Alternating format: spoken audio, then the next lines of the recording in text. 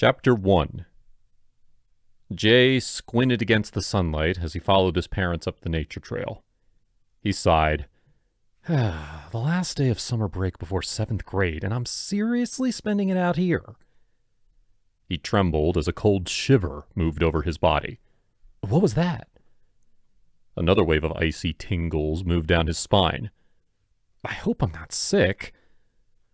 The trail ahead blurred, and wooziness fell over him. Jay reached out and grabbed the wooden guardrail, steadying himself. His eyesight returned to normal as he blinked. Jay, would you hurry it up? His dad's angry voice cut through the woods. He looked up to see his dad glaring back. Gritting his teeth, Jay stared back. Neither broke eye contact. With a look of disgust, his dad turned back and continued up the trail. Jay took a shaky step forward. Wham! Something like a solid wave slammed against his back. He tumbled forward, reaching out his hands to stop his fall, but there was nothing but darkness before him. It felt like he was tumbling through empty air, his eyes darting around, trying to find something. There was nothing around him but utter darkness. Thud! Jay landed harshly on the ground, knocking the wind out of his lungs. He lay on the ground, gasping. After a moment, he noticed thick, damp vegetation against his face. Jay rolled over. Through the canopy of trees, a dark, cloudy gray sky greeted him. Blinking, he tried to take it all in. He rubbed his eyes. Nothing changed. What's going on? He lay there for a long minute, catching his breath. Sitting up, Jay looked around. The trail, his parents, and everyone else was gone. In their place, tall pines and maples loomed over his head. Ferns and other underbrush grew densely around the trees. Mom? Evan? Jay desperately shouted. Hello? Anybody? Nothing. The only sound was the wind rustling through the trees. He stood up, looking around. He was starting to shake. Where am I? This isn't right. Jay looked down at himself, concerned that he might have broken something. He patted down his legs, but there didn't seem to be anything wrong.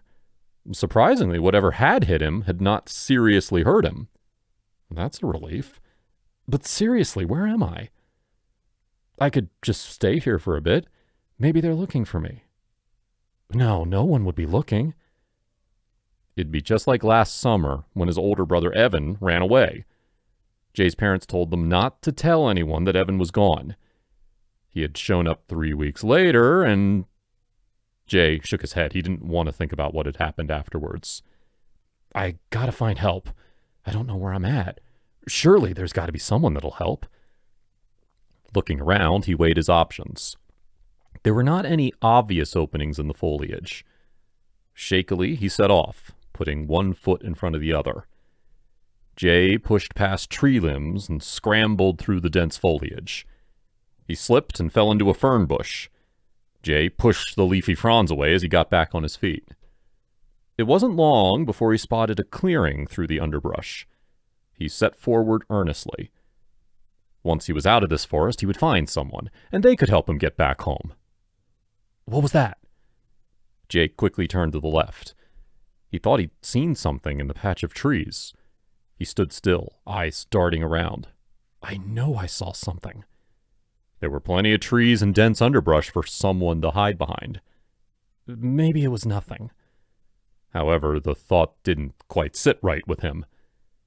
Jay couldn't shake the feeling that someone or something was watching him. He turned, surveying the area, but didn't see anyone. The feeling of being watched seemed to come from everywhere, as if the trees themselves were observing his movements, or serving as allies to darker shadows watching him. Eyes darting around, Jay didn't find anything. He hoped that he was just being paranoid. Jay started rubbing his arms, noticing how cold it was. The dark, gray storm clouds overhead looked ready to unleash a torrent of rain at any moment. I've got to keep moving towards the clearing and get out of the forest.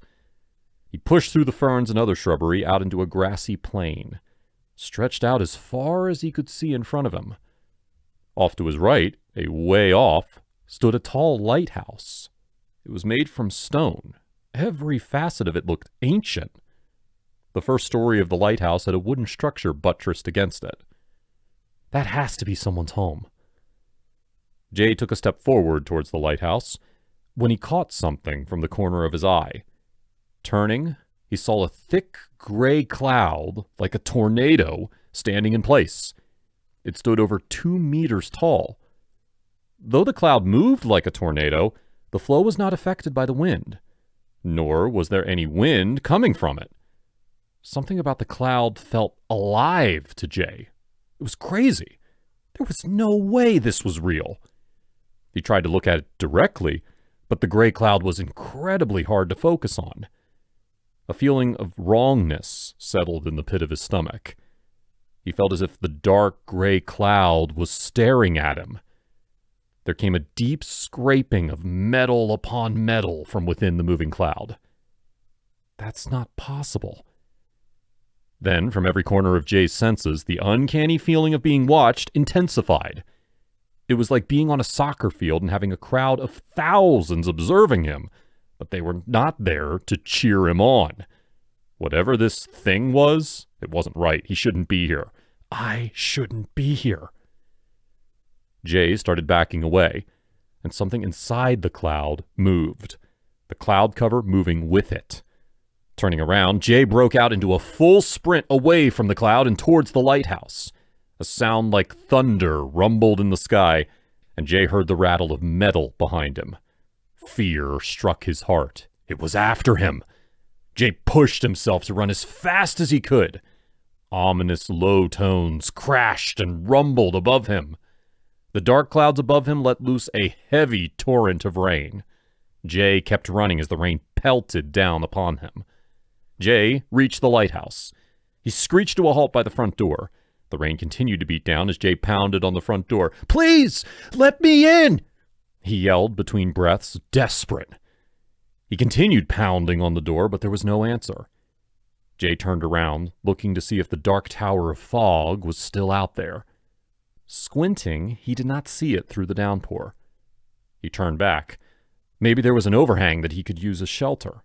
Anything that he could use to hide and get out of the rain.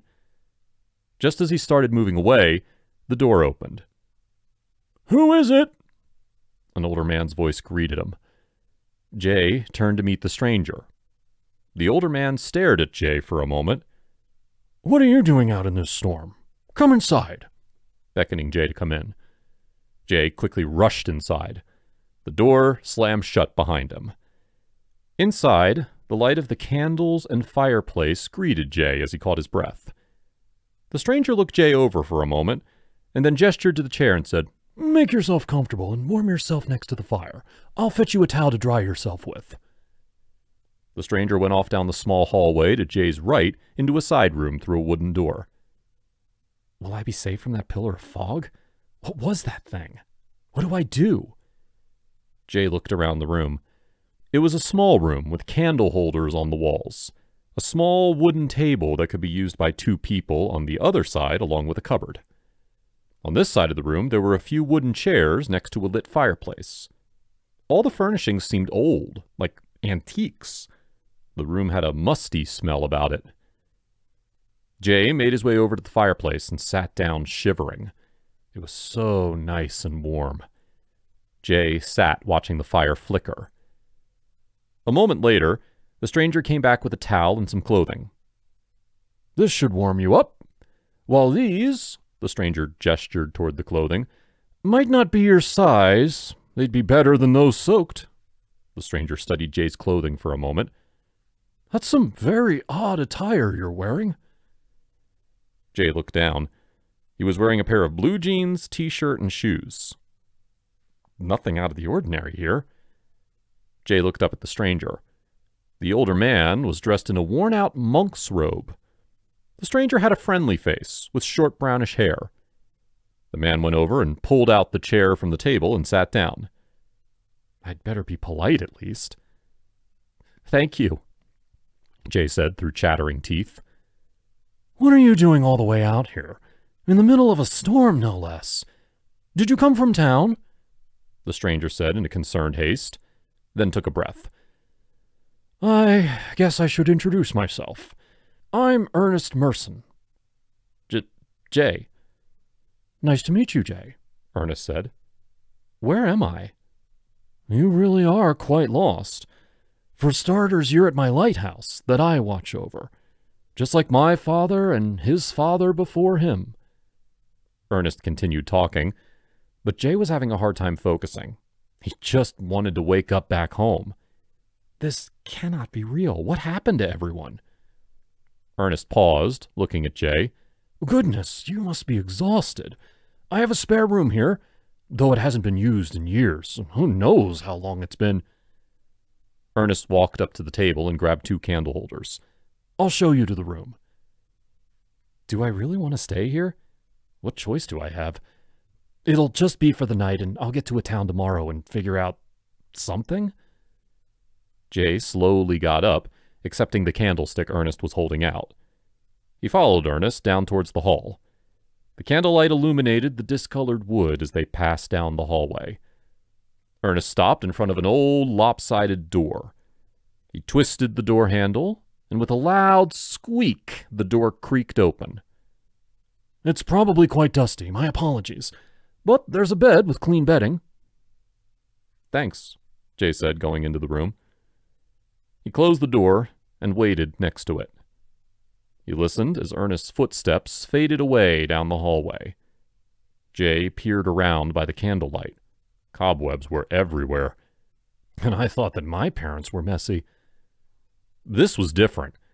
Their neglect usually consisted of empty frozen meal containers and beer cans stacking up. A web strung out from the corner of the ceiling to a chest of drawers. That must have been made by a huge spider. I'm going to be covered in bites when I wake up tomorrow. Maybe I should just run for it? No, not in this storm. Especially not with that thing out there. Jay pushed the small bedside stand in front of the door. It's not much, but at least it'll block the door and make some noise if it's moved. Jay put down the candle and started getting out of his wet clothes. He held up the pants and shirt Ernest had given him. Am I dressing up for some historical reenactment? He'd watched a few during his school trips. The shows were really cool, seeing the knights dueling and jousting. I could be up on the stage wearing this. As a peasant, maybe. The shirt felt rough and had small holes throughout. Still, it felt good getting out of his wet clothes and into something dry, even if it was a few sizes too large. There was a separate hood that extended out over the shoulders. I don't need that. Jay pulled back the blankets. No spiders. Nothing under the pillow either. Setting the pillow back down, he got into bed. Jay pulled the covers up around him. Click. His eyes widened at the sound. A low, creaking noise sounded somewhere in the house. What was that? He sat up and looked around the room. Maybe it's just the house making noises. I mean, it's super old after all. There was a harsh snapping noise, and the room fell into darkness. Jay looked at the candle still sitting on the nightstand. It had been snuffed out. His eyes quickly adjusted to the darkness. Maybe I should... His eyes were drawn to the far corner of the room. It was wholly and utterly dark. He stared at the darkness that rested in the corner for a minute. Jay couldn't take his eyes off it. Creak. There was something there. He knew there was something. Jay wanted to yell, "Help! Get away from me!" But the words wouldn't come out of his mouth. A low, scraping noise emanated from the darkness.